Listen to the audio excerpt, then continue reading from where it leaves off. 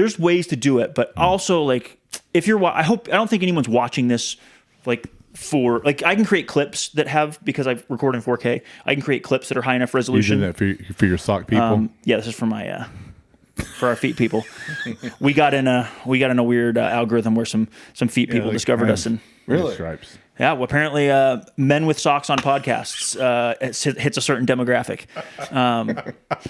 And I mean, we'll take whatever it takes to make new CFC fans. We'll do it. Whatever you monetize, whatever you can. That's right. Well, there's definitely no monetizing this podcast, but we're going to help you guys monetize by getting some ticket sales. Let's rock and roll.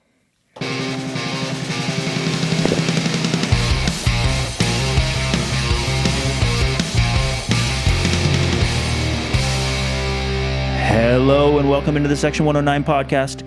Here from Studio Breezy, I am joined, as always, by Bobble Juan, Sir Mix-a-Lot. Toby may appear at some point. He's currently being antisocial. Matthew, Jim, and Chattanooga Football Club Chief Business Officer, Chad Emerson.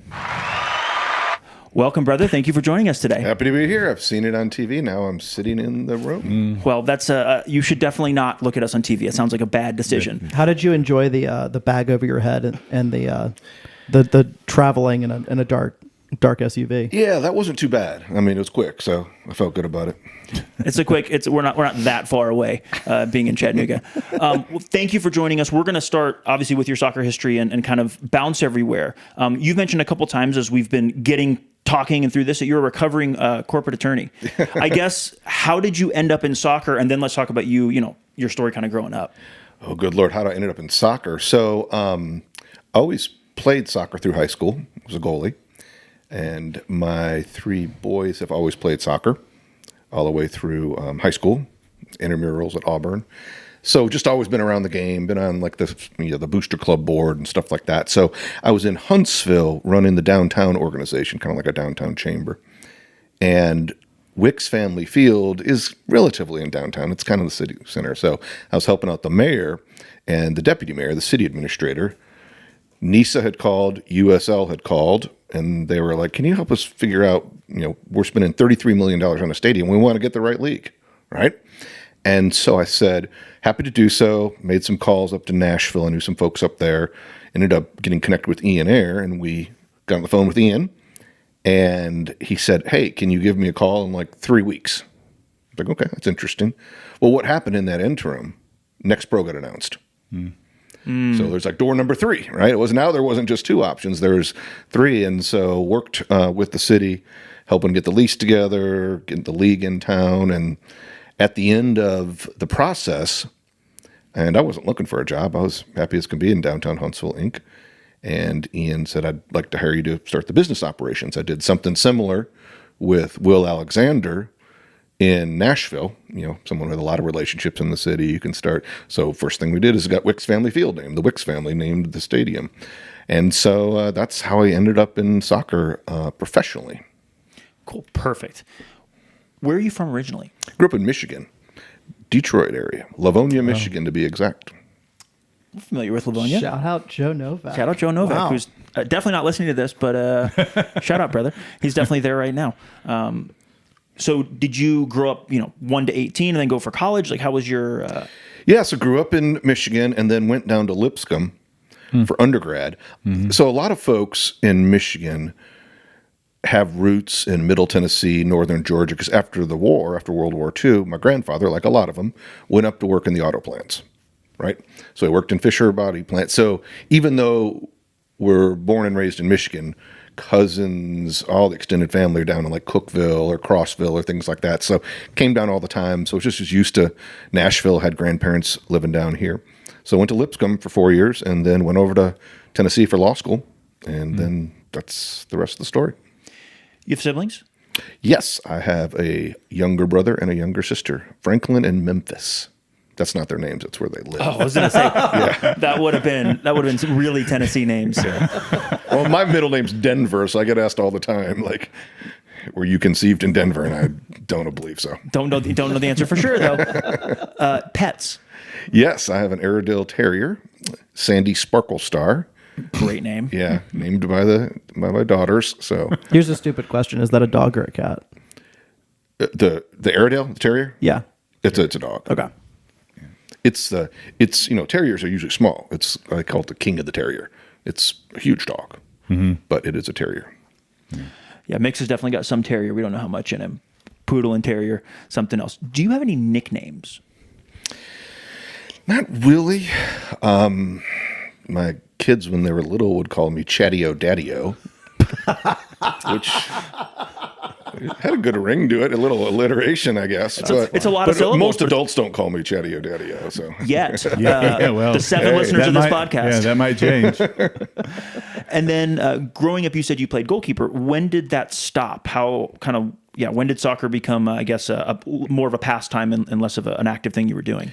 Yeah, once I got to Lipscomb, we still played intramurals, right? But they didn't have a men's team at that point.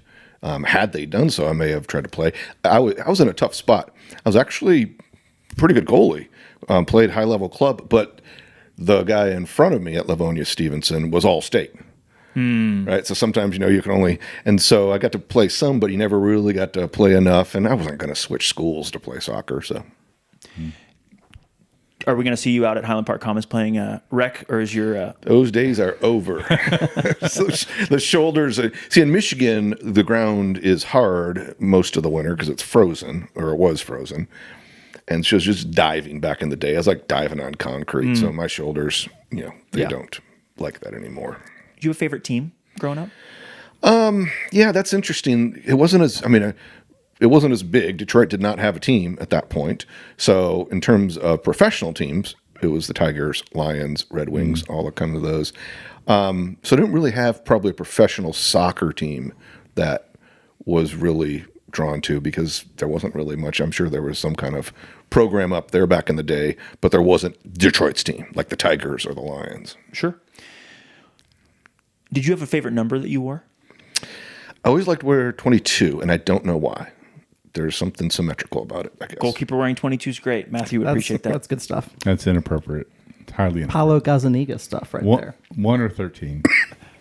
Jim and I agree. Soccer numbers should be very traditional, and Matthew is a maverick and would like to see a center back wearing number 9, as an example. Oh, God. Get buckets wherever you are.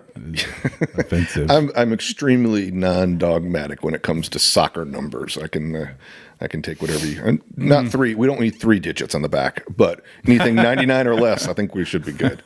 I like it. Okay, so I have a question here that's not even accurate, but I did want to start. I did some research on you as well. Okay. Listen to a podcast that you did with I think it was Down Home Soccer. Soccer Down Here. That's what it's called. John Nelson. Yeah. It was good episode. Appreciated how you talked about things. One of the things I was struck by during that, and you mentioned it in kind of this first part we've been talking here, is that you were helping shape the city. These are my words. You can change them after this. So I want to know, and this is a very broad question. You built a soccer club essentially, or helped build a soccer club rather, from the beginning, right? I mean, you talked about helping choose the league, helping shepherd that. That's on this podcast, we're big fans of that. We've been through a version of that, right? And then you obviously helped, as far as I've understood, revitalize Huntsville as a city. I have friends in the development world who are very big fans of what Huntsville has done, and who speak very highly of Huntsville. And I think that speaks highly of at least your work or people that you were around and working with, right? So building a city versus building a soccer club, I guess, how do you view some of those parallels? And I'm going to leave that broad, but I'd love for you to respond however you want to on that. So Huntsville was like a piece of silver that hadn't been polished in a long time, at least downtown Huntsville. The silver was silver. It has great bones. If you go downtown Huntsville, beautiful architecture. You have a mountain overlooking it, just like Lookout is looking here. Not quite as tall, but Montesano is there. There was all of these a beautiful park that winds through downtown Big Spring Park. And so I was in Montgomery, Alabama as the development director at the time, and someone called up and said, "Hey, would you be interested in applying for this job?" So I said, "Why not?" In Alabama, Huntsville is kind of viewed as a little bit of an anomaly, right? Almost in some good ways, some bad ways, but it's like, oh, those people up in Huntsville, the sovereign state of Huntsville, right? Yes. And because it's very, very unique. Everyone says they are, but it is, with NASA and now Space Command and all that kind of stuff. So when I went up there, I was like, if we just, we don't have to rebuild this from scratch. We can polish this silver, and it is going to shine.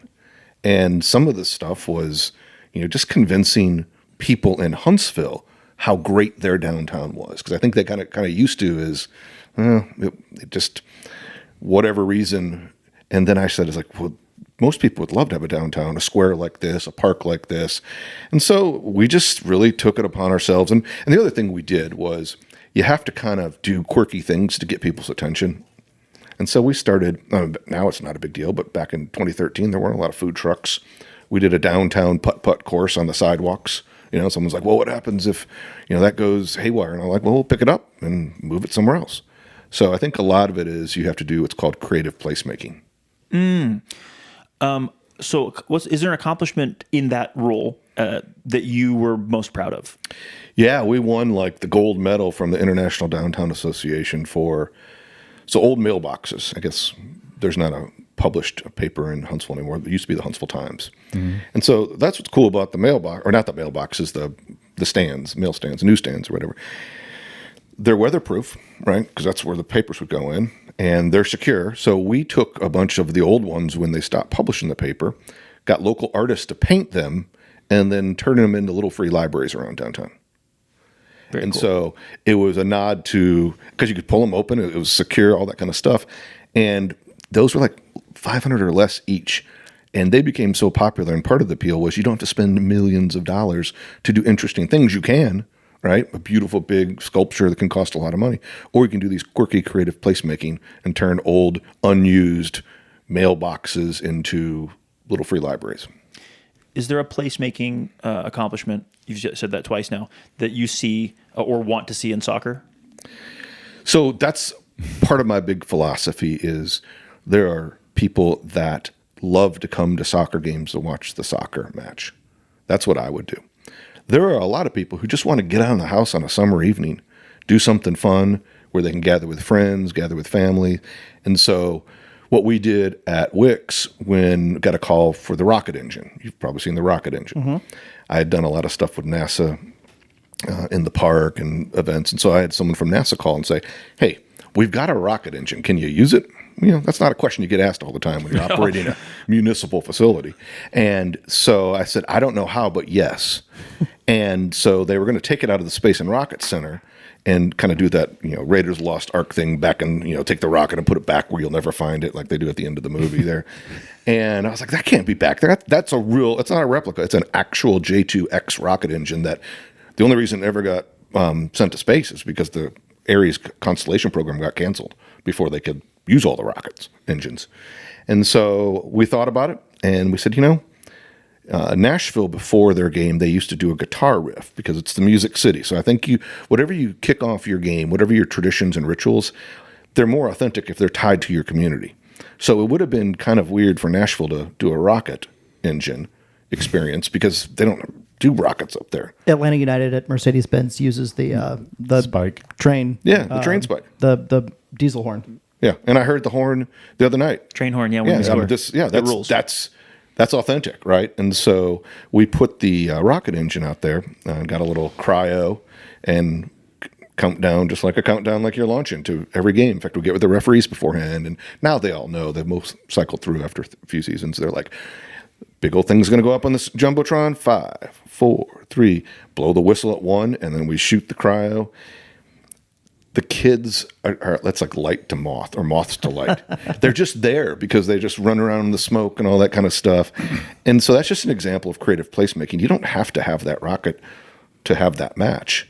But now there are people that say, we're going to go to the Wicks Family Field on a Saturday just because we're going to go hang out in the Yellowhammer Beer Garden and see if the rocket goes off, let's kids run around. So yeah, that is really cool. Are there some other parallels in, again, starting a soccer club, building a soccer club versus like trying to revitalize a downtown? Yeah, so one of the things you need anchors, right, when you revitalize a downtown. So one of the big anchors in downtown Huntsville is Big Spring Park. Okay, I'd consider an anchor here to be like the River Park. Okay, something that's going to draw people from around the region, not just who are living right there. And so if you don't have that anchor, it's hard to grow the things around it. So Wicks Family Field, as you see when you come over next time to Huntsville, there's a hotel being built on the east sideline, and it's up, framed in about 3 floors now. Hattie B's just opened. There's going to be 400 lofts there. There's going to be a second hotel. So what you have is a little district, right? And the anchor is Wicks Family Field for soccer, but also for high school football, for other events. It's not just a soccer stadium. But then you have all the other things to do around it. good example is up at the Battery where the Braves play. You go to the game, but you're also there for the overall experience. You may stay at the Omni, you may eat beforehand, but that's, I think, what key is. Downtowns need to have an anchor that draw people to it. And then I think if you put a soccer facility out in the middle of a parking lot in the suburbs like they used to, or a baseball, or like some of those stadiums, there's dead, right? It's just dead because it's a parking lot. You might pregame, but there's nothing to do before or after. It's only alive the moment that the game is going on, or that hour preceding, or whatever else. You go to Jerry World and like, it's Texas, so Texas is also its own thing. But like, it isn't. There's nothing going on at Jerry World until like there's a game going on. That may be a top 5 thing I hate about sports in the United States. Yeah, is those stadiums that are just they're out. There's nothing there, but it's just a stadium inside a parking lot. And look, I hate to say nice things about Nashville, but one of the cool things they did and is that is in a neighborhood, and like people weren't always excited about it that were in that neighborhood, but like it is in a neighborhood. There is stuff going on. You can walk to stuff. Like it is in the middle of the city. Same with Columbus. They built a new stadium when they really didn't need one, but the old stadium was much more removed from the city. The new stadium is in the city and you can walk to stuff, and they do a big march, and it's very, very cool. And like obviously those new stadiums, of course, have some amenities that like other stuff never had. But man, like being in that that area that is alive, you feel that. And you also, I think, get a ton of people. And Findlay, we're lucky, is in the city. Like Findlay, when CFC started, was not in the middle of a lot of good stuff. Like Main Street was not developed when in 2009. It started developing right after that. In some ways, so like the aquarium downtown Chattanooga was one of the big revitalizing placemaking places to help with that portion of downtown. Findlay had existed since 96 or 98 or whatever, but CFC animating Findlay starting in 2009 gave a little bit of extra life to that part of the South Side and downtown. And not saying that we're the reason why things started happening on South Side and Main Street, but things started happening on South Side and Main Street after we moved in. He's not saying we did it. Okay, so we're a food podcast primarily. Oh, good. I'm a foodie, so I like that. Good. We happen to masquerade as a soccer podcast. I do have one more soccer question before we get to the food questions, and I'll let Matthew drive. Do you have any soccer superstitions? No, I'm not superstitious. I mean, not even a little stitious. I gotcha. That's good. Strong. Use that with every guest. The superstition question. No. No. I don't really have any concern saying, I feel fully confident we're going to win on Wednesday, and that's not going to jinx us at all. So you're much more well adjusted than I am. Yeah. Okay. Matthew's considering saging this whole house that you say that. Okay, Matthew, why don't you start on the food questions? Cool. So I'm going to open up with a extremely hot one, and if we need to warm up and come back to it, we will. Okay. What's your most controversial, according to you, or according to others, most likely? Sure. Yeah. If other people have placed something on you, what's your most controversial food tip? Controversial. Let's come back to that. I've got a couple, but I need to kind of process that. All right. Are you a good cook? On the grill. Okay. Yeah, what do you prefer doing on the grill? Probably more into chicken, steak, and ribs. Okay. Strong start. What's your go-to? Like if you're just going to sit down and make a grill meal for yourself. For myself, I'd probably fire up the Blackstone and put in some shrimp. Okay. Well, shrimp, maybe put a little rice on the Blackstone. I mean, Blackstone, it's a power tool. Yep. Okay. We'll definitely come back to that. If you're cooking for someone, what's your go-to dish? My go-to dish if I'm cooking for somebody. Don't know if I have a go-to dish. So you're going to find I don't like to do the same thing twice in life. Like I don't like to go to the same vacation place. So I don't like cooking the same thing. I was like, what's the next new recipe? So your go-to is to try something new for. Yeah. Okay. Dealer's choice. Dealer's choice. You like the pressure, don't you? I just like the experiment. Because there's pressure. If you're having people over, you're not going to tried and true. Well, now I do have a secret weapon. One of my best friends there. So when we did my going away party in Huntsville, he's Cajun. So he can make pastalaya, jambalaya, all that good stuff, gumbo.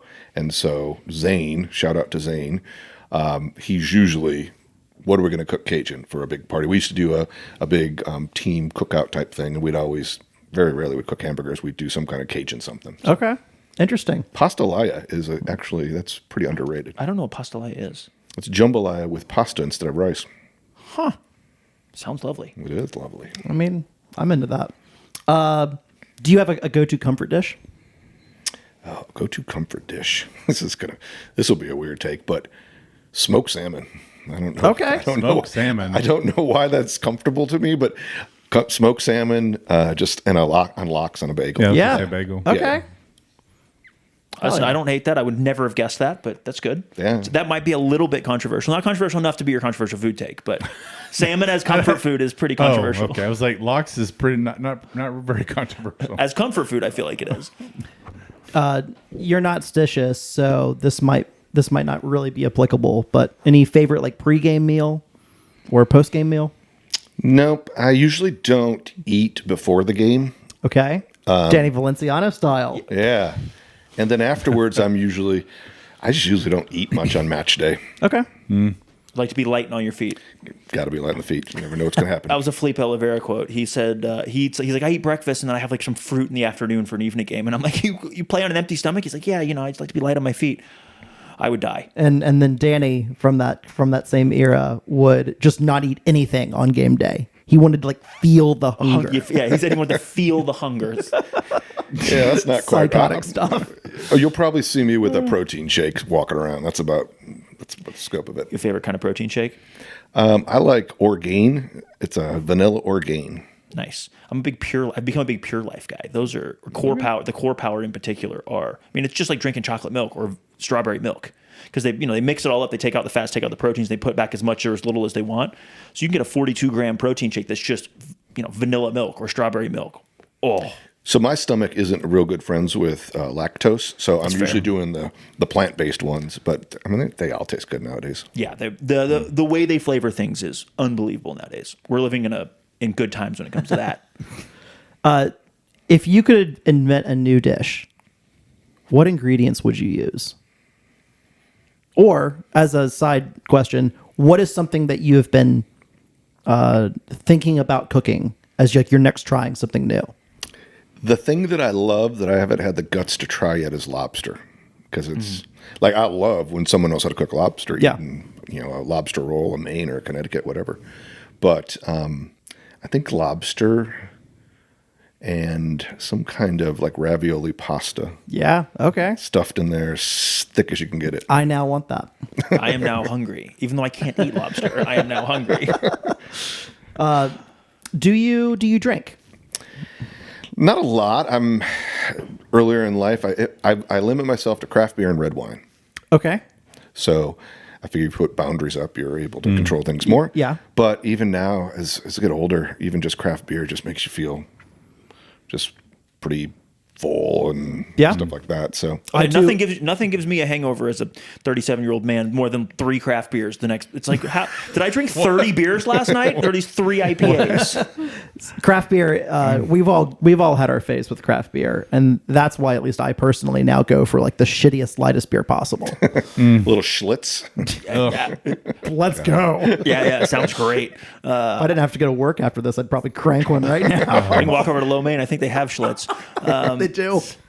Did you have a particular celebratory beer or wine that you might have after a big win? No, I didn't. Not really, honestly. After a big win, I'm just drinking as much water as I can. Just And actually eating? especially with these summer leagues. Such a professional. Oh yeah. Yeah. All right, pancakes or waffles? Pancakes. Why? Because that's what my mom made growing up. Yeah, fair enough. Do you make pancakes?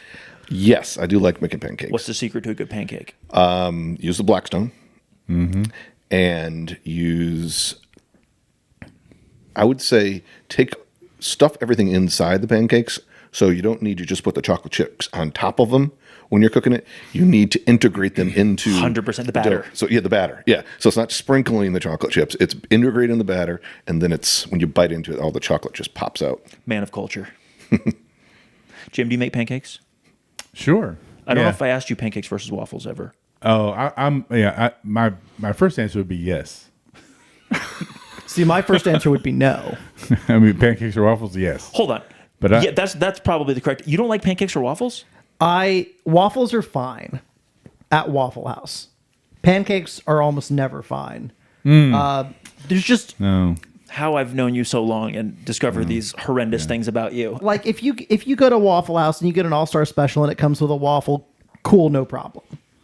But like I'm not going to IHOP. I'm not ordering pancakes ever. Well, I mean, okay, but no, That wasn't the question. That wasn't the question. I'm though. not going to IHOP either. Well, I'm But not pancakes either. on a pancakes? Go to No, Aretha I'm not. Frankenstein's.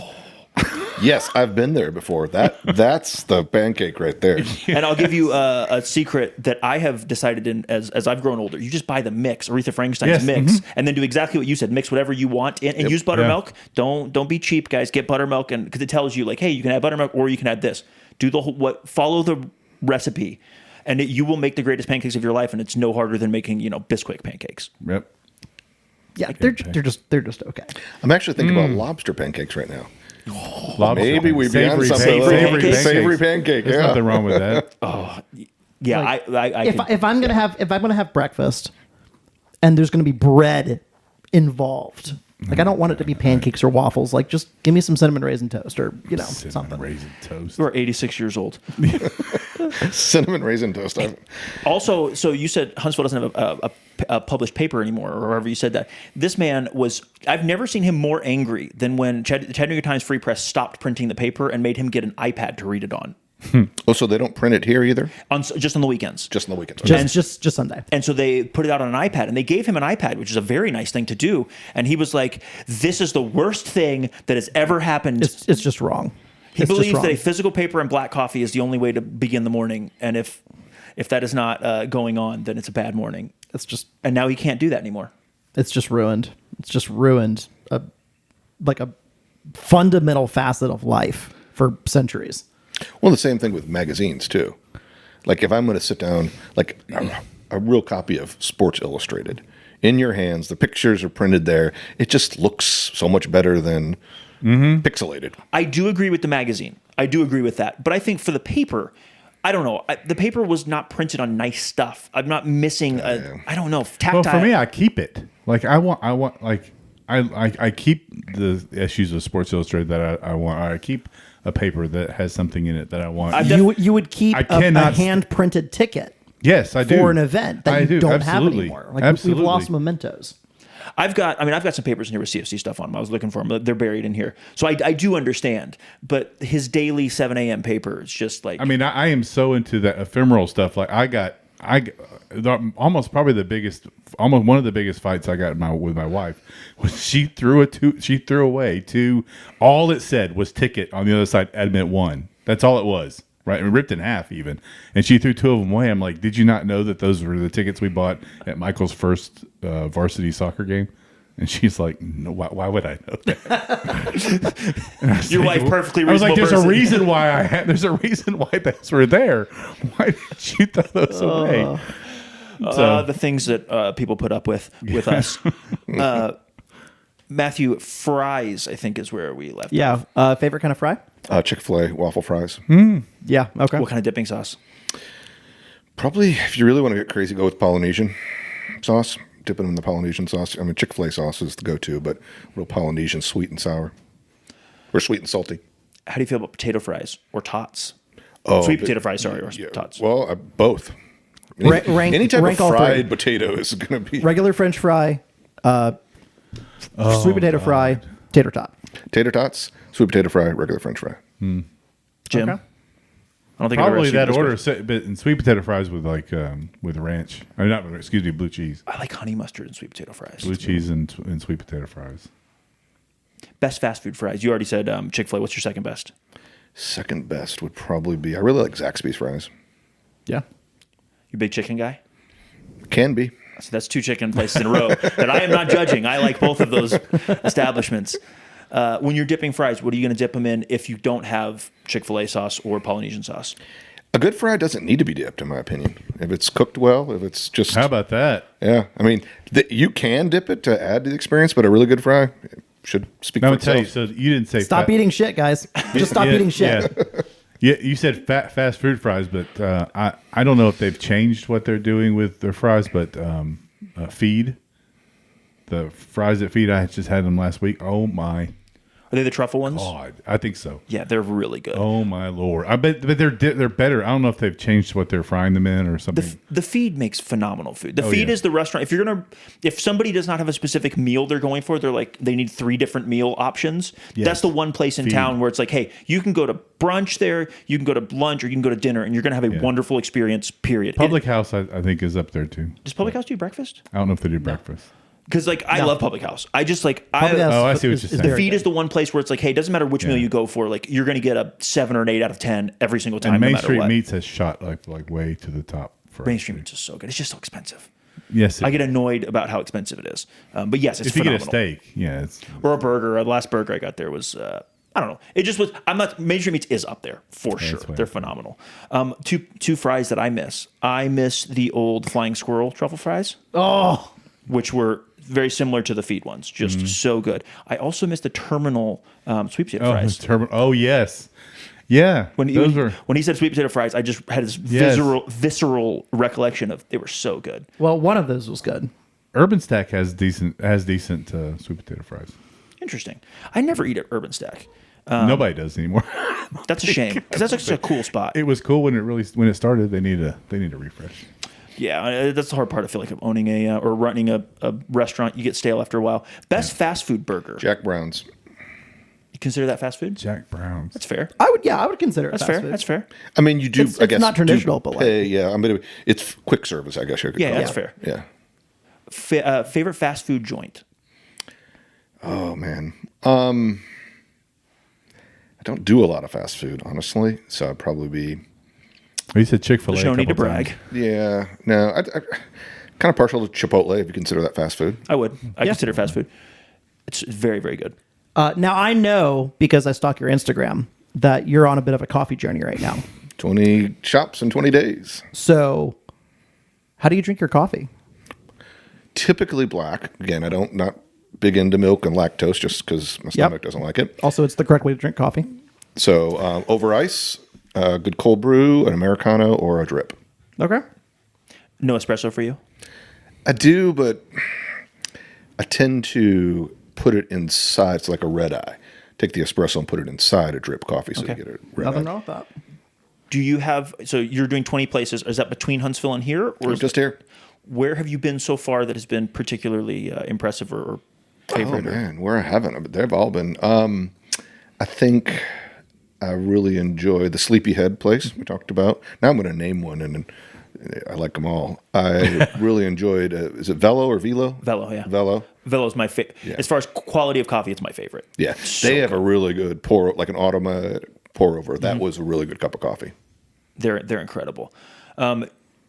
What's still on your list of places you're going to? Have you been to Mad Priest yet? Mad Priest went there. That was solid.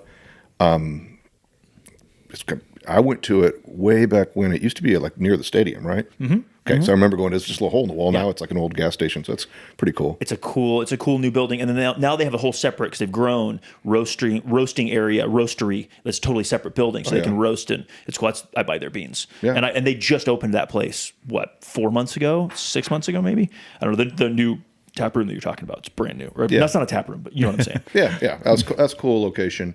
Still have Culture to go to. Oh, here's a little cool place I went up to. Mayfly up in Single Mountain. That was a neat vibe. That's a good vibe. It's cool. It's on a Saturday morning, just chilled out. It's like I don't even live here. I don't even know. I have no idea I don't drink coffee, so that's one. It's a neat way of getting to know one a new town. Yeah, that's one. And the funny thing is, you tag them, and now they just share it on their stories. Yeah. So then you start making that relationship with them. So who knows what happens? It is really cool. So you don't drink coffee. Why don't we start a coffee journey for you?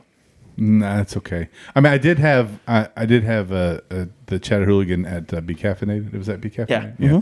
and that's fine. That's fine, but it's just a milkshake. Yes, correct. It's just like 60 grams of sugar. It's lovely. It's a milkshake with a little bit of mocha in it. Yeah, correct. So, I mean, and it was good, but it was not drinking coffee. So no, But you're a Diet Coke guy, right? No. How do you take your caffeine? Dr. Pepper. That's what it was. Sorry, I apologize. Dr. Pepper. I meant Dr. Pepper. Zero now. Well, yes, because the zero is It's objectively better than Diet. Diet Coke, as an example, Diet Coke. Diet Dr. Pepper is really good. I mean, it is good, but zero cherry is the best. It's better. Yeah. It's better. How do you feel about pineapple on pizza? Yeah, I know that's like Die Hard a Christmas movie type thing, right? I don't judge people if they like it. It's not my favorite thing, but if someone you can put anything on a pizza, and if you like That's it, the right answer. you should feel empowered to pop your pizza however you want to. I agree. Have you been to some pizza joints here yet? The only pizza place I've been to is at Loopy's did I get it right down there? That was really good. Had a cool vibe to it. But I'm open for recommendations if I need to hit a couple places. Go to Southside Pizza on Southside's Main good. Street. Southside Pizza. Big CFC fans as well. They're awesome. A lot of players end up there. We gave last year. We did gift baskets for the men's players and the women's players. But for the men's players, we gave them in partnership. Southside Pizza helped us kind of split the cost here. We did gift certificates to Southside Pizza as an introduction to from the supporters to the team. And Are you all fans of crust? No. I never got crust was fine when I went there, but I didn't go there as a kid. I feel like its heyday was when I was a kid. Because now there's more pizza places. So I went there when it was kind of not fully dead because it's not dead, but It's like a cracker. I mean, it's like a really very thin. different. Yeah, it's a block from where I live right now. So there's also just down the street Mr. T's. Yes. Is that Chattanooga staple. Quality. Yes. Those are all the three places we've just mentioned are extraordinarily different types of pizzas. Yes. Though each one of those, Southside is New York style, which is my favorite. Southside is just my favorite pizza in Chattanooga. It's folded great. in half? And Yes, you got to fold it in half. I mean, I had it yesterday. We have it all the time. Crust is a very particular type of crust, and then Mr. T's is a little bit more classic American pizza, but much more upscale. And it's owned by different people now, but it's been in Chattanooga forever. it's good. And it was when I was growing up, it was one of the only cool pizza places that wasn't it wasn't Domino's or Pizza Hut. It was if somebody got something cool, it was Raphael's or it was Mr. T's. Yeah. I have not found. I've just Googled it. A Detroit style pizza in Chattanooga yet. I don't think there is. Does Community Pie do one? Yeah, I thought.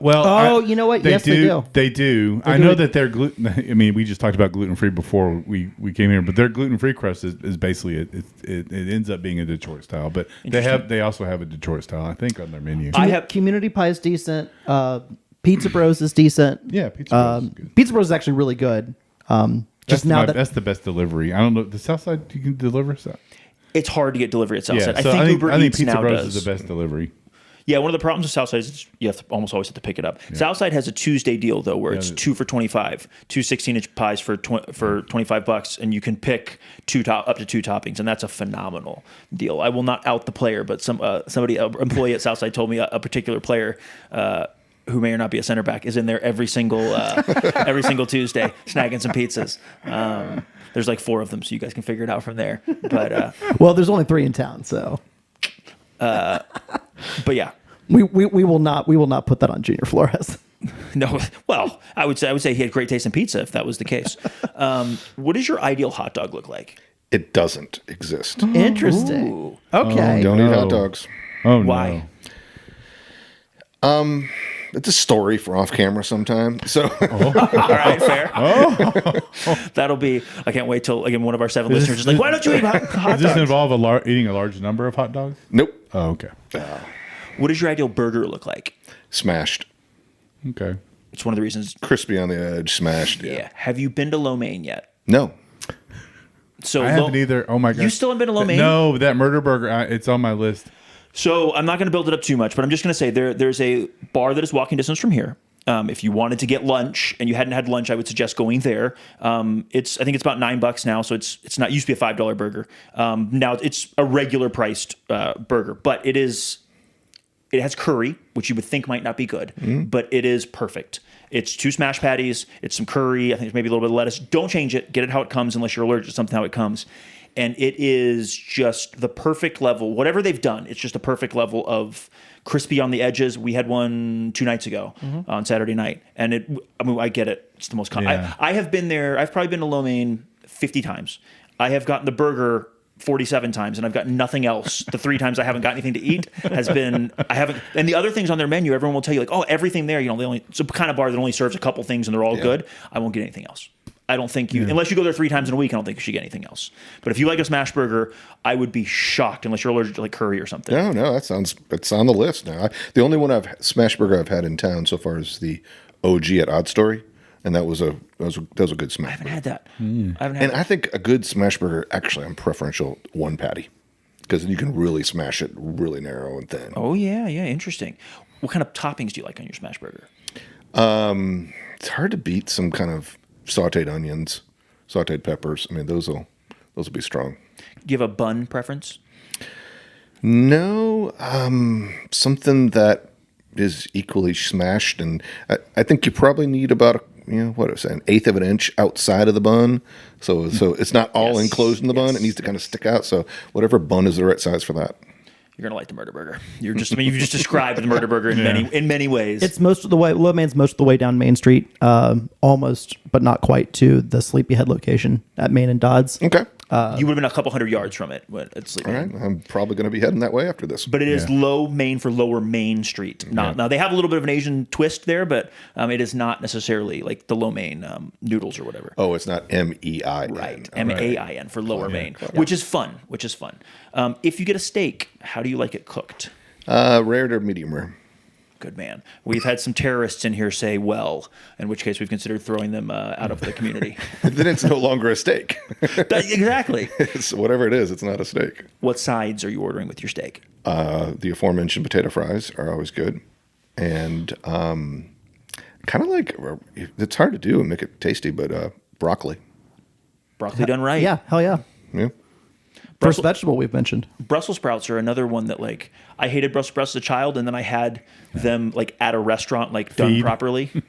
They were great at feed. Like you have the Brussels sprouts, like, this is how it's supposed to be. Yeah, those are my wife's favorite.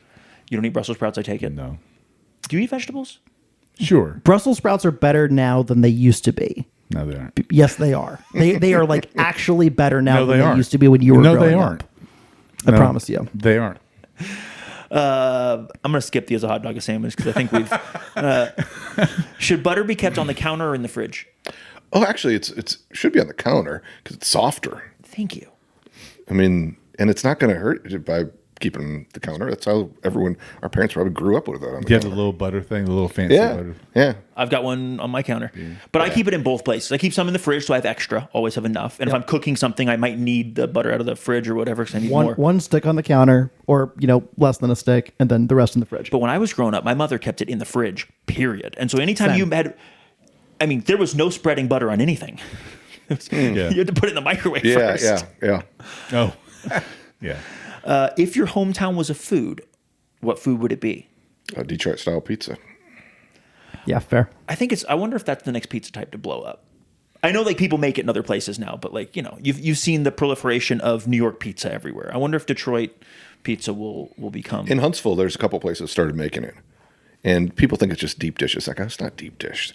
Chicago style is deep dish. Detroit style is very specific. Chicago style is casserole. Yeah, it's a good way of describing it. I like it, but it is totally a different thing. If you're feeling like a cheat meal, particularly greasy, nasty, it doesn't have to be. What are you going for? Maybe you're on the way home and you see a fast food. What is your cheat meal? It doesn't have to be fast food, but Some kind of fried seafood, fried shrimp, Long John Silver's. No. There's one when you get off, you're going to Huntsville. There's one at the exit right there. that has seen you some evenings. Yeah, and I was like, I have to turn right and turn left just to avoid it. But it's, Long John Silver's fried fish my God. with the little crumbly things. Yeah, well, the crummy things are good. Yeah, it's probably horrible for you, but God. it's tasty. That's the point of a. Not Captain D's, just Long John Silver. We still have one at East. Is there one at East Ridge? There used to be one at East Ridge. I don't think so. There's still one on. I'm pretty sure there's still one on Hickson Pike. Oh, Long John Silver? At Captain D's. No, there's a Captain D's. There's a couple of Captain D's. Oh, Long John Silver. Is there one on Broad Street still? I don't know. That finally bite the dust. I don't know. God, I don't spend a lot of time thinking about. I can't eat seafood, so I don't know. It's like a whole like empty part of my. Can't. Yeah, I found out I was allergic to. So I didn't grow up. I grew up vegetarian. It doesn't matter. I grew up vegetarian, and then I started eating meat when I was like 16. Got to like 25. We were in New Orleans together at a CFC game, and everyone's getting to know me. I'm just kind of early in my CFC time, and I ate crab cakes for breakfast, and they were unbelievable, and I loved them. It's the greatest crab cakes I'll ever eat because I found out I'm allergic to shellfish. But you're also allergic to fish? Not regular fish. I can eat regular fish. Okay. But the problem is, like, I didn't grow up eating fish, so I don't love fish. Super fresh fish by the ocean, I'm in. Yeah. But, like, I have to be careful. And so luckily it's not anaphylactic. I don't, like, my throat doesn't close up. But I get food poisoning if I eat. Oh, yeah. And it is rough. Heather's the opposite. She can't eat fish, which the boys and I love fish, but we can't. Ella loved fish, but it's not. She would eat it a lot, but I can't. I can't. I don't like fish. For whatever reason. What's your favorite way to spend an off day? What do you like to do in your free time? Take out the mountain bike and just kind of cruise around and explore. You been to Enterprise South yet? No. And so this is a funny story. I'm not a big mountain, like I don't like to wear the helmet, so I'm not going on the trails and everything. So it's more like gravel roads, like old easements from power lines and kind of exploring that way. So not Raccoon Mountain. We're not sending them. There's a couple around here that are that, where you basically, I can't remember what it's called. It's something Ridge or whatever, but I'll go find it. There's the Stringer's Ridge. Stringer's Ridge Yep, has that's right. Yeah. The Riverwalk is also pretty good for that. Yes. It's obviously paved, but like you can leisurely bike, and it's got a lot of, and it connects to the South Chickamauga Creek and all that kind of stuff. Yeah, I started right now. There's a segment closed for the new ballpark being built, but once that gets reopened, I mean, it'll be right there. And I you don't get know all the where way you're staying right now. It's Yeah. in that general, Yep. If a movie was made about your life, who would you want to play you? Wow, that's deep. Come back to that one. Go-to karaoke song. Sister Christian. Let's go. I don't know anything about this. Motorin. What? Sister Christian? I have no concept for what the song is. You're not Gen X. Night Ranger. Motoring. Yeah. Motorin. No. Yeah, Also, Matthew, what would your go-to song? I don't do karaoke. That wasn't the question. I will attend karaoke, but I will not do I want it. to see you sing Pink Pony Club. I would love to see Matthew sing Pink Pony Club. Last time I did, it was Last time you scoring on sang Huntsville. Pink Pony Club? In Huntsville. For the goalkeeper. Oh, Pink Pony that's Scrub. right. I forgot. Yeah, that was. Is there a song that always gets you out on the dance floor? I don't go on the dance floor. If they're at a wedding and they're trying to drag you out, what's the one they're dragging you out to? Safety dance. Yes. I love it. Do you know what safety dance is? No. What is your best hidden talent? Oh, hidden talent. Or let me rephrase it. What would somebody who has known you a long time say is your hidden talent? Curiosity. Always being interested in trying something new. And hence the reason to not redo the recipes or That's right. or the jobs. You've Yeah. had a varying number. What in Chattanooga, and you haven't been here very long, have you not done yet that's on your list, but you're looking forward to doing in the near future? Point Park, probably. That seems like a pretty. I mean, I could see it literally from my Airbnb, and I've been up there, but like Ruby Falls and everything with the kids in the past. So I've never been to Point Park, so I've heard good things about that. Highly recommend. It's my favorite spot in Chattanooga as far as like hiking and walking around. It's Rock City without having to pay. It's Rock City, but actually good. That's one of my Chattanooga hot takes. Favorite non-soccer sport. Favorite non-soccer sport. That's probably college football. Oh, Are you Who's your, an Auburn guy? God, No, here's an Tennessee. answer. Oh, jeez. So you picked Tennessee from like being in college in Tennessee. From going to law school there. Yeah. Lipscomb didn't have a football team. So I think a lot of people associate their favorite college team with where they went to undergrad a lot of times. Like I had a son that goes to Bama, two that go to Auburn, right? House divided. But Lipscomb didn't have. That hurt. There's So a you didn't pick Tennessee until law school. You just you just kind of didn't really care I a grew lot. up a Michigan fan. Okay. So it was Go Blue. I was curious about that. Yeah, it was Go Blue, not Sparty. There's a couple of Spartan. In fact, Sebastian's from East Lansing, which is unfortunate. Everything else about him is really awesome, but he's just a place of origin. But having kids going to Alabama and Auburn is such a Huntsville thing. Yeah. That is like a town that's split. Yeah.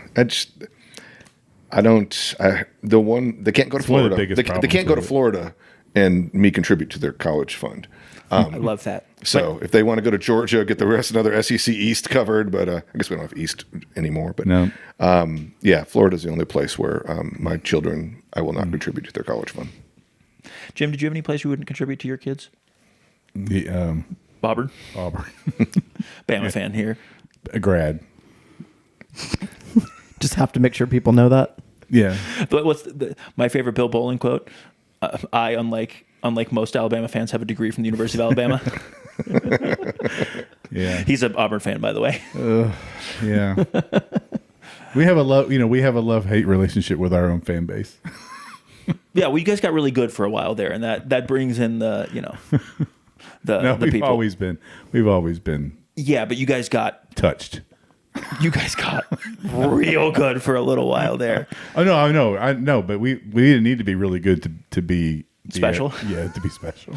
That's fair. That's fair. Alabama fans are a special kind of thing. We are. If there's something that you could instantly make an Olympic sport that is not currently, what would it be? Probably MMA. I agree. That would be actually really That would be fun. really. I mean, I hadn't thought you of get that. some That's really good. country battles. I mean, That's- world politics would be resolved through that sport. Yeah, or exacerbated, one of the two. That's Have you ever met anyone from MMA? Definitely exasperated. yeah. No, that'd be good. I now want that too. That's gonna be my new answer. That's great. Do you have a favorite TV or Netflix show that you're currently watching? Currently watching Paradise and I just finished Pluribus, which was mind bending but very cool. What is your favorite pair of shoes? Do you have a favorite pair of shoes? The ones I'm wearing, probably. These are pretty comfortable. What are they? They are, what are they? Allbirds. Oh, yeah. Yeah, good solid shoe. Allbirds. I should say Adidas. but since Nah, I'm not we're- on the field. whatever. Allbirds is they make a good product. Was all the rage for a while. Now their stock price is in the toilet, so might want to start stocking up just in Hey, case. I got these half off, baby. That's why. That's a wild. I think this is an Ellie question. If you could be a chair, what kind of chair would you be? Never in my life, in 52 years, thought of that. I don't know. I mean, would an Eno hammock be a chair? Perfect. yeah. Great. We'll take that. That's a That's great such response. a Chattanooga answer. That is good. It's also a pretty Huntsville answer too. Yeah, it's Yeah, very probably, much. yeah.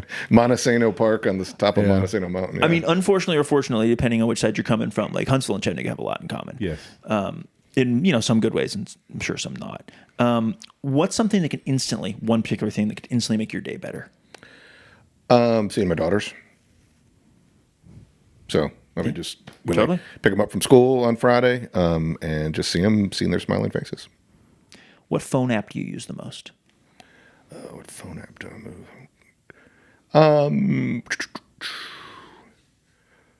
Probably I like to play the games in the New York Times, like Wordle and everything. Yeah. So I probably do Connections, Wordle, Spelling Bee. That's probably my most used. Other than that, it's probably the Athletic app. The Athletic's really good. Yeah, good soccer writing in there. Yeah, good, really good soccer writing. I haven't actually been reading in probably almost a year, but when the first couple of years that they were out, like I religiously consumed their soccer writing because they started paying a lot of soccer writers that weren't getting paid very much. Yeah. And like Pablo Maurer, as an example, got to do like really fun stuff. He's now at the Athletic. Or I'm sorry, not the Athletic. He's at the Guardian now. The Guardian added some Interesting. some American. One of my soccer favorite writers. parts about what they did for him at the beginning is he got to just do things that, like, you put art doesn't always get good art doesn't necessarily get made by like producing money on the backside. Always, sometimes it does, and they just let him do good art. So he spent. I remember one particular article about the Landon Donovan photo shoot with the. That's the most simple. That's that's. Do you remember that article Oh though? my God, yes, I and remember and the no article. one should get. It doesn't make any sense to pay someone to do that good of an article about that. But also, that was so cool. It was one of the reasons that the Athletic was dope. I don't know if it still is. I haven't been reading a lot. It's decent. They got rid of some people. They brought Tom Bogert back. Yeah, I was gonna say Bogert came there's, back, So so there's that's some really helped, good yeah. MLS and US in general because he dips his toe into the Paul Tenorio still there? Yep. yeah Yep. yeah. So there's some good MLS stuff from the Athletic, and now the Guardian has like Jeff Reuter's now at the Guardian. Oh, nice. Pablo's at the Guardian. Mm-hmm. Like there's some alternatives. They have a for the EPL, for the English leagues. There's an accountant, like a forensic accountant, and he does deep dives into Yes. like Arsenal's wage bill and stuff like that. That's a really strong So series. I read the preview on Instagram of that Yep. exact, and it's some of the work there. And one of the cool things they're doing as well. It's becoming an athletic hype pod, but they're on Instagram. They give some really good previews of the article. So like, yes, you should, if you're a big old nerd like us, like you want to read the article, but like it's not just like a 5-sentence preview that makes you have to read the article, know what it's about. Like they give you kind of the overline, and like those forensic deep dives are really cool. And again, it's not something I think that most, at least in the past, that's not the kind of journalism that was being funded. So If you like that, it's not Swiss Ramble, is it? The Swiss Ramble's also really good. Swiss Ramble's wonderful. Yep. Yeah. I'm a big fan of Swiss Ramble. They just had a new one come out this morning. For your perfect day, what would that look like? It would probably be down on Highway 30A somewhere, like Seaside or Rosemary Beach. Rosemary. I like being at the beach, but not on the beach. Yep. So I like smelling the air and sitting out there, going to one of the coffee shops there, getting some food on the beach. What is something you wish people asked you about more often? That's a good question. That's interesting. Absolutely cannot. I don't think of an answer right now. No worries. There's people can tell we don't send the questions beforehand. I would say it is a thought-provoking question, so now I'm going to think about it. But I don't have you have an answer or you don't right now. This is it's no big deal. Do you have a favorite story from your life that you like to tell?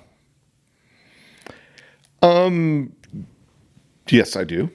Is that something you want to share on the podcast or no? Probably not on the podcast. I'll tell you afterwards. That's fair. If you, I don't think I've ever seen this picture. Does it relate to the hot dog story? It does not. This is like the after show. It gets really weird. We got two stories for the post podcast to ask about. If you could build your dream house, what features would it have to include? Oh, wraparound porch. Deep wraparound porch. It could be pouring rain. You could still sit on the porch with an Eno hammock. I think there should be more, and you can also tell how the demographics of a neighborhood, if you in Chattanooga, if you drive there, and how many Eno hammocks, dead serious, you see on porches, because there are several in this neighborhood. You got the hanging kind too. I like the one where you can hang it from your. You don't have to have just a hammock. There's actually an Eno hammock seat you can sit. Yeah. I've seen those. I've never used one. They have a little place for your cup right there, and you can. Those are. Yeah, my son had me put his Eno in his room. And he actually slept in it for like a year instead of not his bed. We camped out in the school, in the woods by the school, and went to school every day in our Eno hammocks until it literally got the police to evict us from because we were trespassing. We were all going to school. I don't know what the problem was. They didn't love us sleeping on school-ish property. I'm not going to ask that last question. That is a good one. Well, there's obvious answers. Yeah. That's a softball. It's a softball there. I've got conflicted there, and I've got bad conflicts. All right, now that I've got red and blue. I'm sorry, Jim. get out of here. Jim. I mean, it's just Get out of here. I understand. Can we go back to the hot take about food? Controversial. So I think something that I do that is probably a little bit weird is dip seafood in syrup, like a shrimp. Take it in instead of putting it in like honey mustard or something like that. Dip it in a little Maple syrup. Maple syrup, yeah. That is out there. It is out there, but if you try it, now you can't try it obviously, but. One of y'all, don't try it. I don't want to see your You probably injured. try a couple more. I do want to see if I can. Fried and sweet. I mean, savory, sweet and savory. I mean, I can see how it certainly works. people You could do it with honey chicken, too, but I think syrup is even better. Syrup is wild. and people do it with fried chicken. So It's true. I've been wondering if I can microdose my way through shrimp. AJ Hawk once gave an interview saying he microdosed his way away from a shrimp allergy, just by getting a little more shrimp. He's like, I'm not letting a shrimp get the best of me. So maybe I'll try that at some point. I did have we had paella. You and I did, and I picked out the big shrimp, but there were little. There probably was, yeah. And I knew I didn't have anything to do the next day. I'd gotten an allergy test before that to determine that it wasn't anaphylactic, so I wasn't like hopefully tempting fate. And I was okay. But then I had at an Atlanta United game, a something at Mercedes-Benz. I think it was Atlanta United. I had a little bit of crab mac and cheese that, like, on the thing said didn't say there was crab in it. It said crab mac and cheese, but I looked at the ingredients. There was no crab, and I was not happy the next day. So I don't know. I still got some figuring out to do. I have a question that I wanted to leave towards the end, and we can bounce around here. We'll talk about the game and a little bit of other stuff. But you just made a really big change. You just went from running a pretty successful team on the business side in a whole different city, a team that you kind of helped found in certain ways. What made you jump ship? Those are my words, not necessarily yours, and come to Chattanooga to take on a very different, or maybe a very similar, I don't know how you look at it, challenge. Yeah, it's interesting. Almost every job I've taken in this weird journey of jobs I've had have been not when you're looking for a job.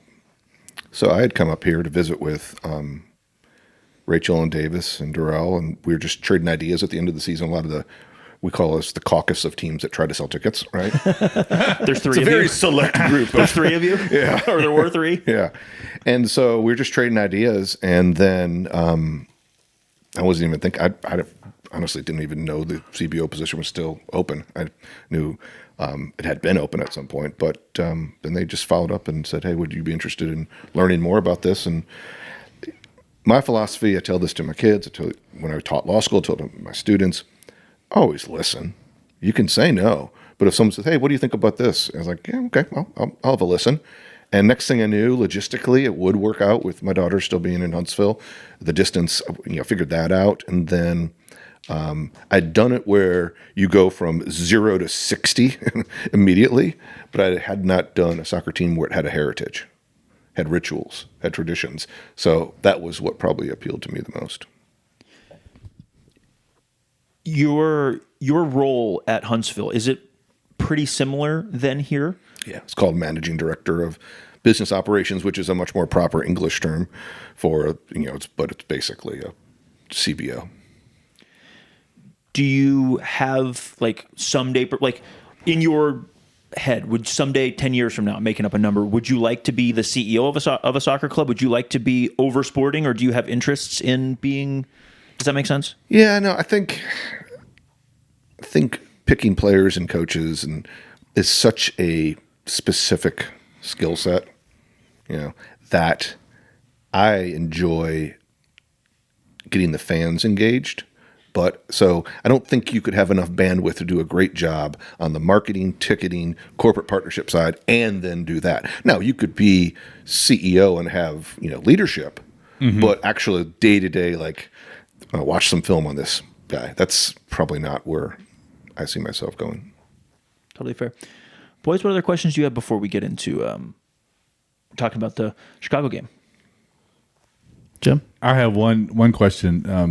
Coming from Huntsville, and something that I've been thinking about really since the announcement about Next Pro is the philosophy of keeping your two team in market, moving your two team out of market, keeping branding the same as the MLS, or changing branding.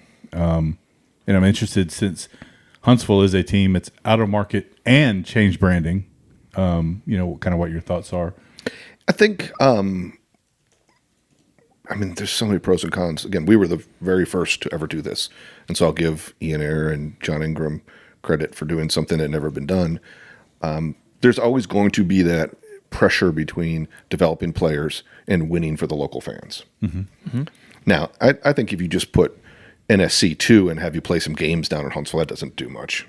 But if you rebrand it, even something like Crown Legacy does just a slight rebrand, but it's a different market because the tickets are $10 at Mecklenburg, and you can go to more of those and things like that. So I think there's a way to do it in your market with a separate brand. But I think 90 minutes away, 60 minutes away, that's probably a sweet spot. You can almost look at every MLS team and see where they could do that in a nearby market. Or like North Texas Soccer Club, Matt Denny's running that. They're beautiful stadium up in Mansfield, but that's a big enough market. You could be 90 minutes away in the same market. Yeah. Right. And so we talked about in Huntsville is we have a certain percentage of the people that are there to watch that soccer match, like we talked about. And then there are a certain number of people who are deciding, do I go to a movie, Dave and Buster's, Top Golf, or a soccer match? Yeah.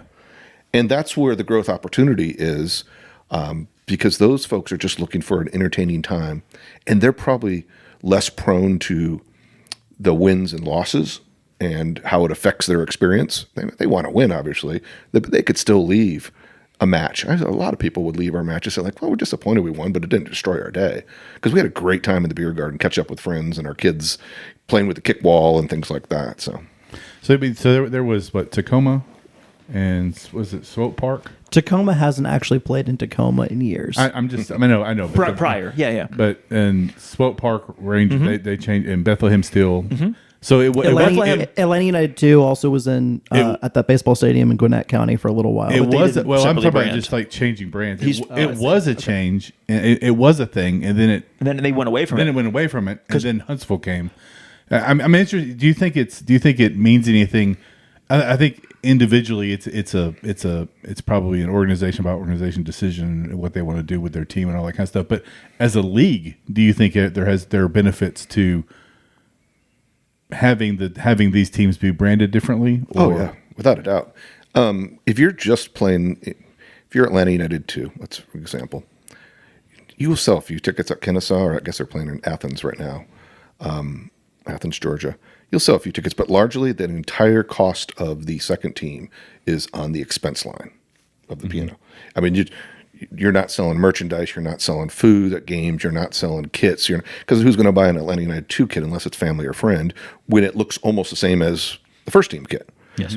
And so I think, if for nothing else, even if you stayed in market like Crown Legacy or North Texas is doing, you could still create some level of monetization. So let's say a second team costs $2 million just to have a second team, and you can't recoup anything against that. Even if you created a different brand in market or a nearby market, and let's say you could, make $1 million. So you're still losing, but you're losing less. And I also think that for the players, I mean, here's the reality. This is very fun. I mean, I think you've all experienced it coming to Wicks.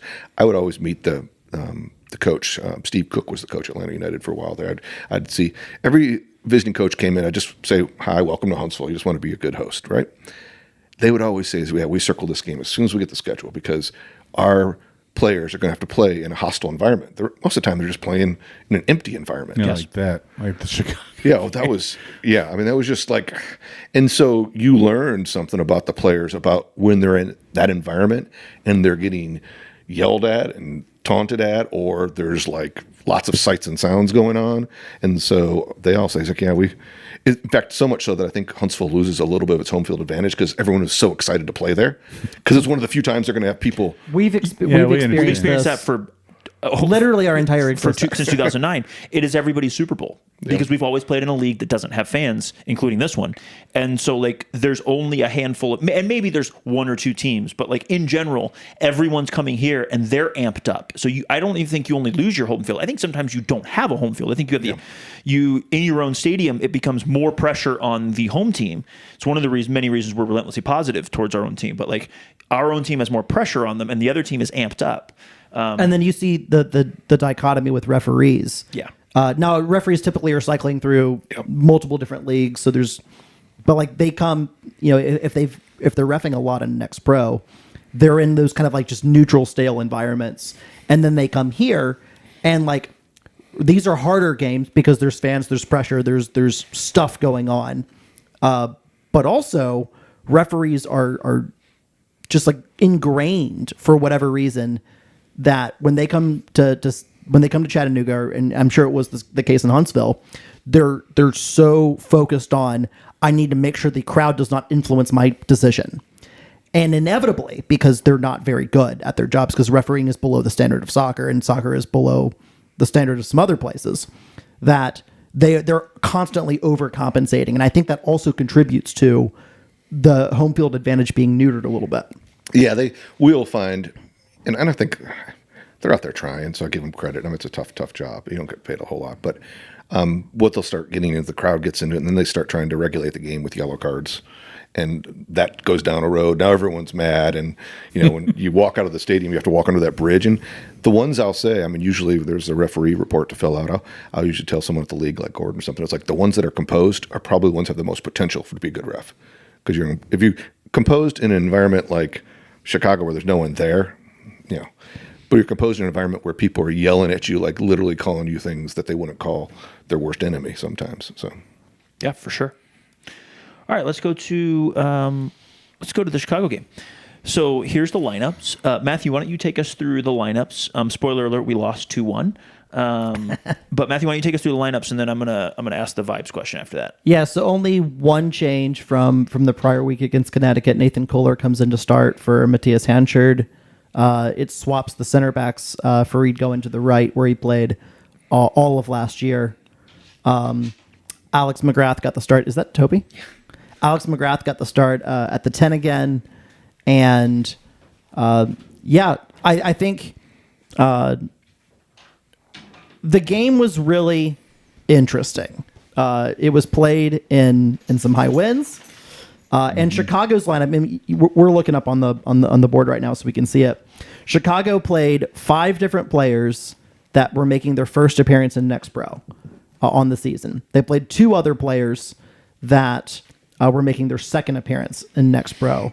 All guys that were getting looks with I think they had 7 players total contracted to the first team playing in this game. Now, I was asked this question, I think, yesterday. And so what I'll say is this. I don't think any of these inclusions in Chicago's squad were egregious at all. I think 6 players, maybe it was for roster building reasons. I think 2 of them end up on the senior roster, and the other 5 are on the supplemental roster. And one of them is a U22 initiative signing from South Africa. Fun fact, he came from the team that Mehdi Womri went to in South Africa, just in case you're curious. He's been on the bench for the Chicago first team. Maybe has got into one game. That's a $1.3 million transfer. They're getting him up to speed. They're getting him some minutes. Unlike Crown Legacy, who had 4 of those guys. Yeah. Right. Yeah. Most everything else, Shukulik scored 20 goals in Next Pro last year. That's obviously a very, very good player. He earned himself a first-team contract. Well, guess what? He's not starting over Hugo Kuipers. He's still going to get some minutes. David Pareba, Golden Boot winner in Next Pro in 2024. Yeah. He's not going to be their main 10.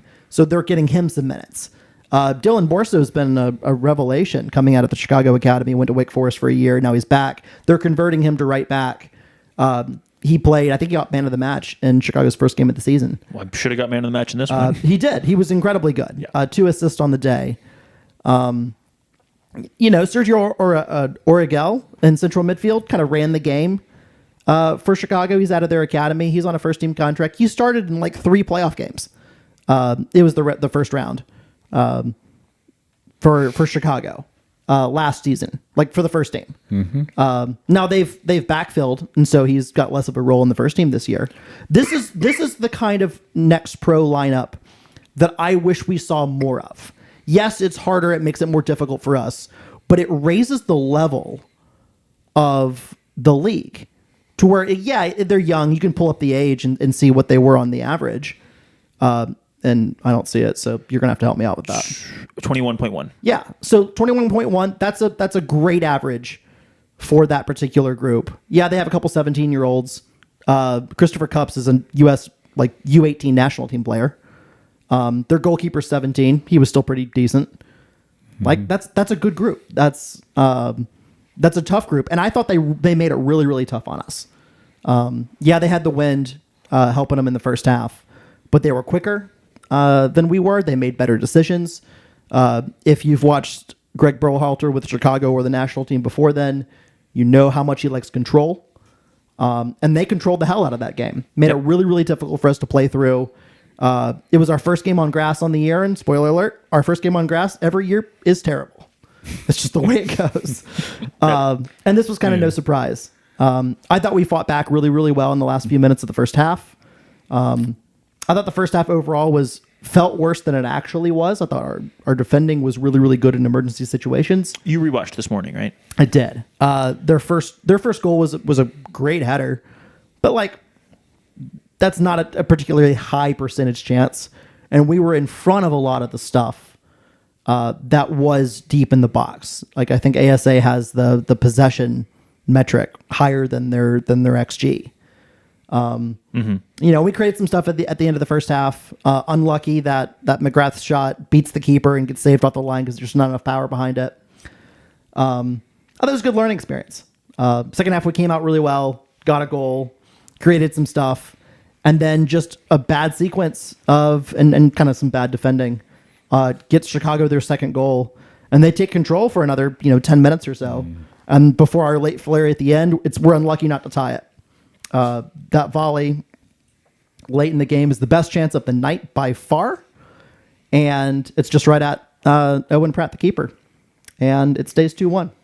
Jim, I'm going to go a vibe check for you. How are you feeling morning after? Well, again, I don't think losing 2 of the first 3 is gonna make my vibe check isn't very positive. But I think knowing who those 2 losses, who they were to, particularly The Crown one. Yeah, the Crown one, and then this is not the Chicago team that showed up in their first 2 matches. Correct.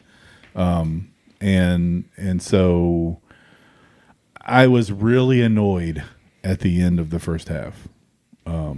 I was just like, what are we doing? And I mean, we just looked way off the pace. And then the second half helped. I'm a little worried about the back line. But I'm worried about, striker goes off again. That's two days in a row, or 2 weeks in a row. Those are just cramps. Okay, it's a cramp. Yeah, because it Both looked. times. It looked because he landed on his leg and then he started hobbling. I was like, please don't hyperextend the knee. I mean, that is purely a cramp. He wasn't getting a lot of minutes when he left Spain. To come here. So that's just the building up. Fitness kind of. I mean, if you go back to the Crown game, he plays about 60 minutes. He comes off in the Connecticut game after about 62 minutes with cramps. He lasts 80 this time. And I was worried last week because he pulled up. And whenever you pulled up and grabbed behind your leg, I get nervous. So, but yeah, I mean, overall, it's too soon. I'll just say my reactive vibe is like I don't feel good. But it's 3 games in. 2 of those 3, I think, were against really, really talented teams. One was, as Matt said, it's on grass. It's away. So I don't know. I'm kind of meh. Yeah, my vibes aren't too bad. I think yesterday, like exactly what you said, after the first half, I was like, oh boy. I was like, I don't like this. And then I watched Crown's game at 7 p.m. last night, and they absolutely just. So the first 30 minutes, Miami was like in it, and then like Crown was just like, oh yeah, we decided to play for 5 minutes and just went in and scored. And so I remembered how good Crown was, and it reminded me like, yes, if we're just 3 games in, but like. And then like Connecticut goes and beats Union, so which is crazy. Yeah, it's crazy. So, this league has that classic thing that I think no other lower division American league has, where anybody can truly beat anybody on any day. Well, that's because you don't know who's going to play between. But also, that is part of the feature. You also don't know what 17-year-old's going to go Super Saiyan that day and do insane things. So, Chad, I'll offer you the ability to participate or not participate here if you'd like, with what your vibes or what your thoughts kind of were about the game. I just think in general, this league is going to be fascinating this year with the break in June and July, because the CBA for the first team players gives them a mandatory break, but it's not the entire length of the break. So you're going to see a lot of first team players getting minutes in Next Pro just to stay fresh in June and July. And so I think it's going to be one of these things where it's dealer's choice every game. And you're just not going to know who's going to be playing you unless you're playing Core or us or Connecticut. Yeah. Yeah, it's crazy. That's just a feature of the league. Yeah, it's early days. It is early days. I do think it's interesting. Alex McGrath started again. I also thought we were going to play a 4-2-3-1, and then I do think we played more of a 4-3-3 in this game with Alex coming back a lot into that defending deep and running. Alex running doggies all game was a feature, and it was great to see him get off the mark again for another goal. 2-2. It's 2-2, and we're also seeing like a lot of subs, and we played all five subs. Congrats to Alex on his 100th game. Yes, big congrats. And that is his 25th goal, I think, which might put him solely into, don't quote me on this, solely into third It might be, yeah. all time. No, I'm sorry, solely into fourth all time for CFC. Yeah, we did use all 5 subs. Ashton Gordon was a halftime change for Daniel Mangaroff. And then let me pull up my statistics thing. So I pulled my statistics here. I did think Darwin Ortiz made his first appearance of the season. He subbed in for Nathan Kohler. So a 10 for a center back. I thought it was notable that Matthias Hanchard, who has gone off hobbling kind of the last 2 matches, both times for Nathan Kohler. I thought it was interesting that Darwin comes in for Kohler and it's not Matthias Hanchard. They left him on the bench. So Matthias never came in? Nope. We were really confused at the watch party. Because the way they showed the subs on the screen. So Yves came in or slid over to be the right center back. Tate moved to right back. Yeah, Tate moved to right back. I apologize it took me a minute. I'm like, wait a minute, who's playing right back? I apologize to everyone at the watch party who thought I had it figured out, and I thought I had it figured out. I did not. We did figure out like 8 subs later from both teams that something was wrong. In that same sequence, Keegan Anselin subbed in for Alex McGrath. Kind of went to a 4-2-4 is a way of putting that. Shout out Taylor Zogby for a 4-2-4. Yeah. Classic. 80th minute, Amzi comes in for Alex Krell. See, I thought Alex went off earlier than that. That makes more sense. And then very, very late, Damian John subs in for Anton Sorensen. And yeah, it was just, tactics free zone at that point in time. Oh, and almost throw everything. Almost got it. Yeah. And you can see here pretty clearly if you pull up the game flow, 82nd minute or so, really starts tilting the game towards the momentum starts tilting to us towards big time. CFC as we push for that equalizer. Yeah. And to our credit, sometimes you push for that equalizer. And we've seen this happen before. It's like, well, we're either scoring an equalizer or we're giving up the third goal. Yeah. Right. And to our credit, look at the Crown game. Yes. We really were able to push and not let Chicago have that big chance going the other way. So I think if you're looking for positives in this game, like the fact that FOTMOB, which is not always perfect, obviously, has us for 4 shots on target, them with only 2 shots on target. Sucks they scored their only 2 shots on target. But like that also happens when you play against good players. That happens sometimes you get footballed, as they say. But we had 2 big chances. They only had 1. And they're counting one of their big chances as a header. Right, which I don't think headers are almost ever big chances. So like I think that those counting stats are relatively positive. We had 13 shots overall, which if you look at last year, like there was many games where we had against Huntsville, like 5 shots. And it's like when the other team has 26 and you have 5, it's a lot worse. This game had a similar amount of control at times than when we played Huntsville actually last year. It reminded me of those first 30 minutes. But Huntsville created a lot more chances last year. This year we are not giving up as many shots, and we are getting more importantly to me, we are getting some shots of our own. Even if they're not ideal, even if we're not getting enough, there's some good things to be excited about there. 7 goals in 3 matches. We got to. That's something We've given up. Yeah. There's some work to be done there, for sure. We didn't have a single offside in that game. That might be part of the reasons we couldn't pass through. Yeah, I mean, I just thought Chicago did a really good job of setting up and making it difficult for us, and I thought we really struggled with that, and that's credit to them. Yeah, it was. So we're back home this Wednesday. Yep, home on Wednesday in the Open Cup. It's 6 p.m. So like a classic leave the office, go straight there. So you shouldn't show up at 3 p.m. like I did at the watch party when the game was at 4. I thought it was at 3 too. I thought the game was at 3. Me and Eric Young and Dante were just there, and like we had a lovely time. But it was just the three of us from 3:08 when I walked in the door, thinking I was late, to 4 o'clock when. 6 p.m. Wednesday, Open Cup, first round, Kalonji Pro Profile, UPSL team out of the Atlanta area. They will not just be some shitty UPSL team. Like they will have a good squad. They will. I assume there will be some rotation from us, and they'll probably make it difficult. That's the magic of the cup. Reminder in the Open Cup that this was a Bobby Warshaw, a bastardized quote that I'm going to paraphrase here, but basically, like, there's no difference in the amateur team and the pro team until about minute 70 because they want it more than you do, and you're just trying to survive. And once you hit minute 70, being fit being your actual job, and like that's when like the 70th minute hits, and like, and we saw that corresponds perfectly in our amateur days. When we saw like we would be winning or with those teams until the 70th, 80th minute, and then a lot of times those teams would come back and beat us in those last 15, 20 minutes. And I think we have to be aware of that. Like, hey, if this team looks that we're playing against really good, obviously we need to get it taken care of, but don't despair if the first 30 minutes, 45 minutes, even 60 minutes are under the expectations, because that just happens when they're playing their Super Bowl against us, and they're going to be up for it. Well, I'll just remind you. And obviously, we have to be out as well. 2024, we lost an Open Cup game to Miami United. We were dreadful in that game. Yes. Yep. Last year against Corpus Christi, Marcus came and saved us. Yeah, but that was in extra time. We weren't very good. They made it very tough. We weren't that sharp. Probably the last really good was, I guess, Des Moines, right? Des Moines. Yeah. That was the last time. Or Memphis that same season, right? No, year before. Memphis was the first year. Des Moines was a fantastic Des Moines match. was awesome. Yeah.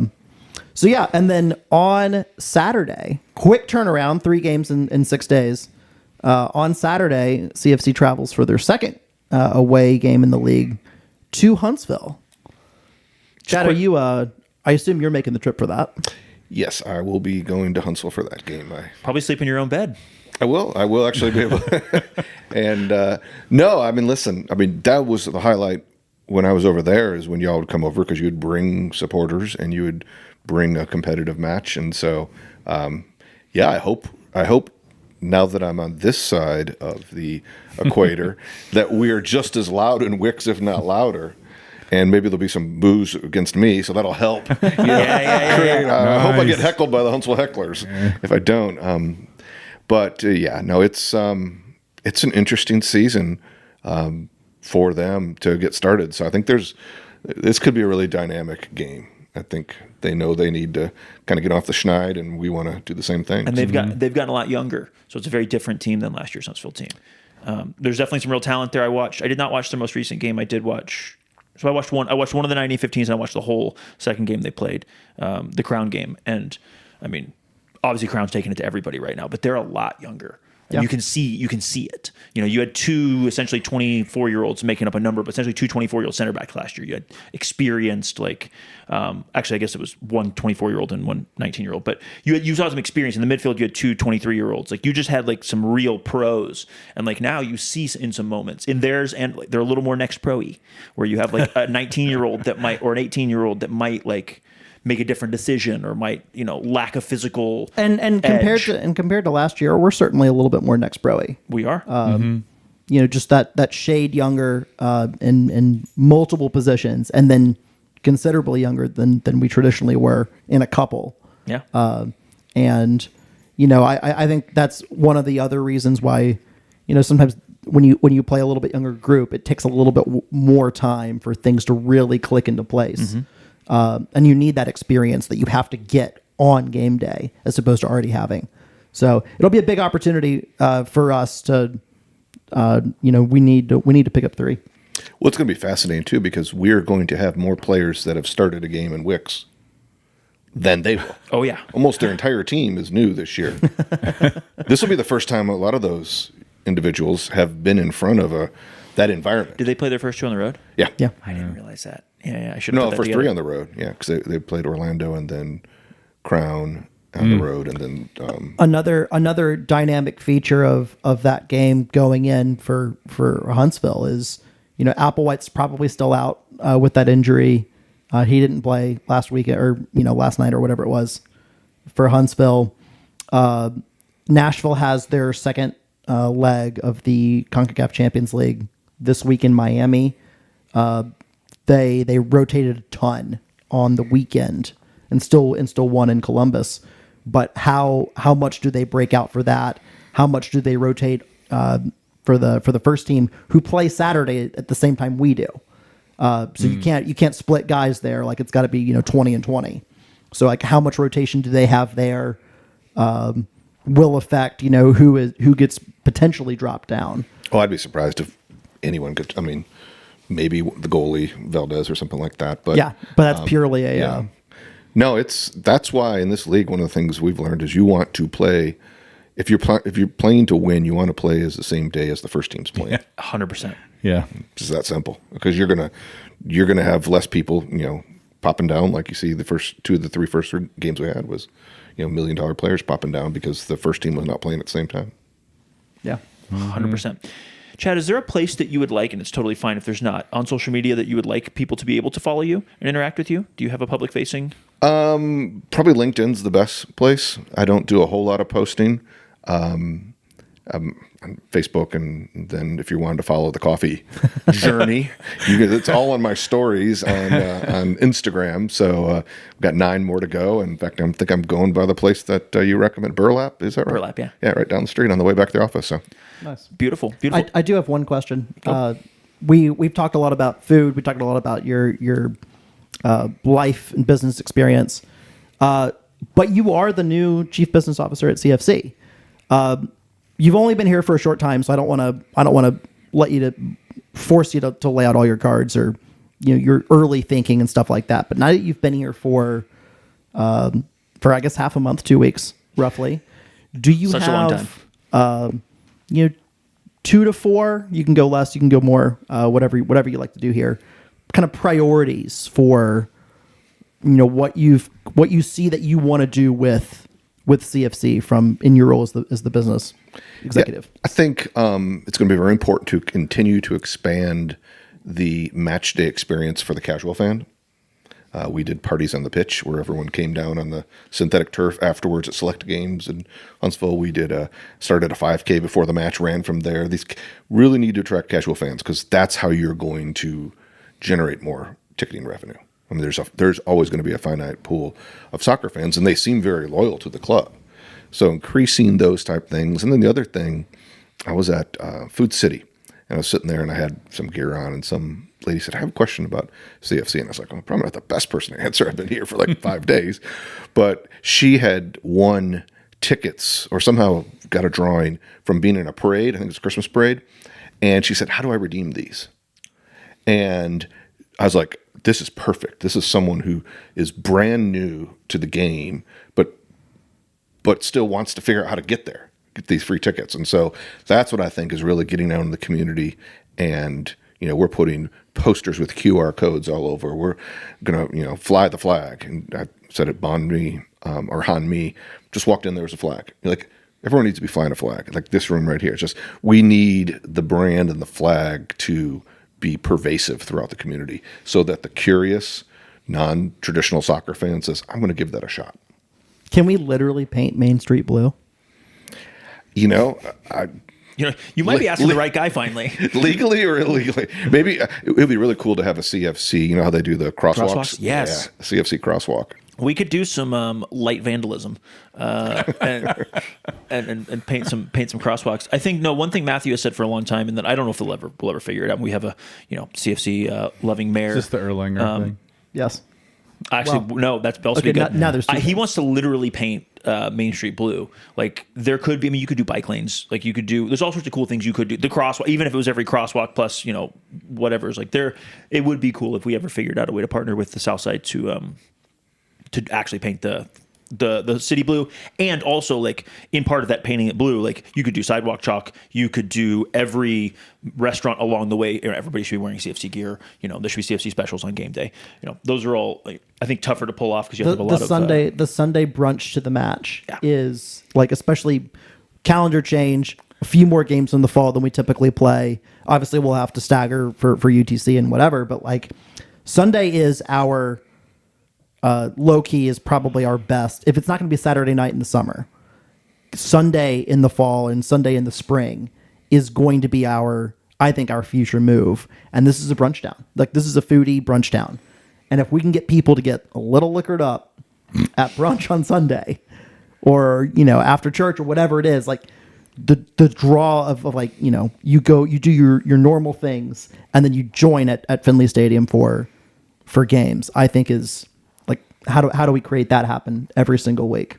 The other thing I want to do, free idea for you. Okay, I'll take it. We have this large, expansive partnership with Erlanger, like kind of whole of club now. Babies come with hats. I've heard about this idea, Matthew's been preaching this for a few and years. I think it's a fine idea. I think it's a fantastic Babies idea. come with hats, and I think they're actually, and they should come with jerseys too. But like, I think there may be progress being made on your grand idea. okay, So, excellent. I'm never going to be able to. He's going to be, or to jeez. like tie him to this as he floats to the ceiling if we ever pull that off. I'm prepared to float. Heck yeah. Chad, is there anything as we go that you hoped we would ask you about that we didn't? No, this has been fun. I mean, it's conversational, and I'm looking forward to sharing my hot dog story afterwards. Deal. Well, listeners, viewers, thank you for listening. Thank you for watching. We, as all podcasters, would love a review, a like, a subscribe, especially a like on this so that more people in the algorithm get shown this. Thank you, guys. Thank you again, Chad. We'll talk to you guys later. Peace.